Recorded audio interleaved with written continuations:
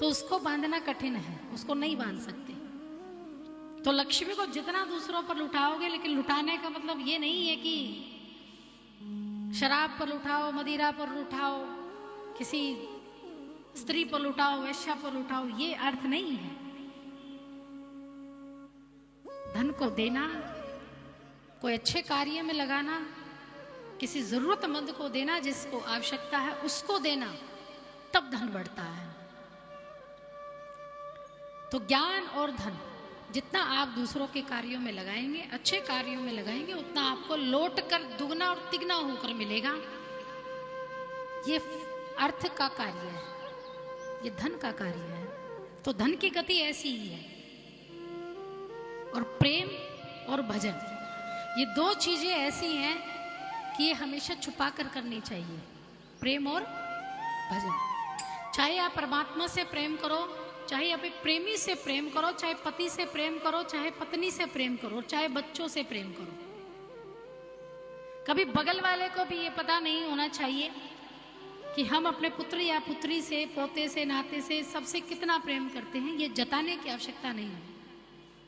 और कई बार आपने देखा भी होगा, जब सुख को हम ज्यादा प्रदर्शित कर देते हैं, सुख को किसी के सामने ज्यादा दिखा देते, तो किसी की हाय लग जाती है।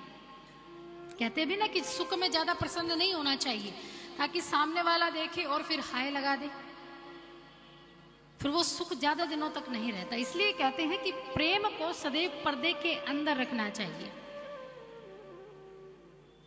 अगर कोई दीवार में सोने की ईंट चिड़ी हुई मिल गई ना, उसे भी नहीं बताना चाहिए कि मेरे घर में मुझे ये चीज मिली है या किसी ने मुझे ये चीज प्रदान की है।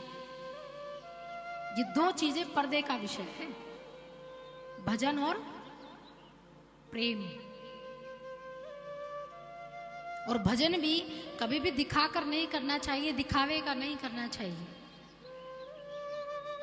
भजन भी करो तभी इस प्रकार से करो कि किसी को पता ना चले कि हमने कितनी माला की है, कितना हमने भगवान का नाम लिया है, या कितना हमने तीर्थों में भ्रमण करके भगवान का दर्शन किया। कभी ना बताओ कि आज हम वृंदावन गए, आज हम अयोध्या गए, आज फलानी जगह गए, आज मन में वो देखा, आज हमने वो देखा।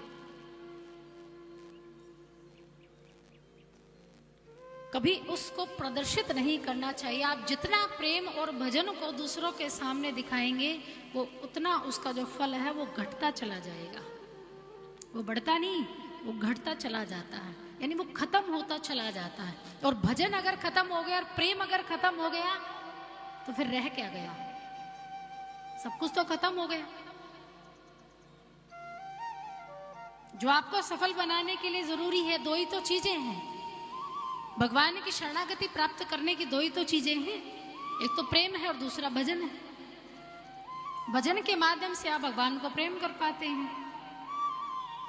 लेकिन जब दोनों को ये उजागर कर दिया जाता है, जब दोनों की ही चर्चा कर दी जाती है, प्रदर्शित कर दिया जाता है, खूब रीलें बना बना कर इंस्टाग्राम पर डाली जाती हैं, यूट्यूब पर डाली जाती हैं।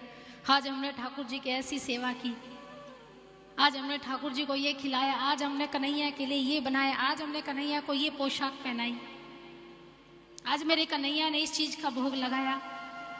क्या ये चीजें दिखाने से लगता है कि कभी भक्ति आएगी? क्या कभी भगवान रीझ सकते, प्रसन्न हो सकते ऐसा दिखावा करने से? कदापि नहीं।